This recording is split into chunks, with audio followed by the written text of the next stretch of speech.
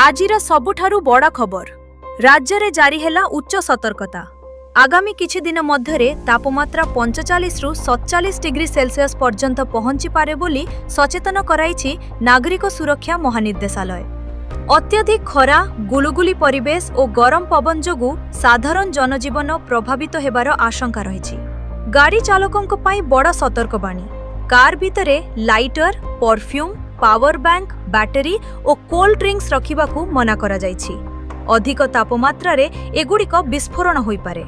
सहित टायर रे अधिक पवन भरिबाकू मध्य मना करा जाइछि। स्वास्थ्य विभागर परामर्श दिनकू अधिक पानी पियंतु। ओआरएस और लेंबू पानी परी तरल पदार्थ सेवन करंतु। बाहर को जिबा समय रे छता, कला चश्मा, टोपी किंबा गमछा व्यवहार करंतु। हीट स्ट्रोक रो लक्षण देखिले सतर्क हुअंतु। मुंड घुरिबा, बांती हेबा, अत्यधिक झाड़ बहिबा किंबा शरीर दुर्बल लागिले तुरंत छाई जगह को जानतु और डाक्तरंक सह जोगाजोग करंतु। शिशु और वृद्धंकु नेई अधिक सतर्कता अवलंबन करंतु। छोट पिला और वयस्क लोकंकु खरा को जिबारु बंचंतु। केबे भी पिला किंबा पशुमानंकु बंद कार भितरे छारंतु नाही। विद्युत और गैस सुरक्षा पाई गैस सिलिंडर को सूर्यर खरारु दूरे रखंतु।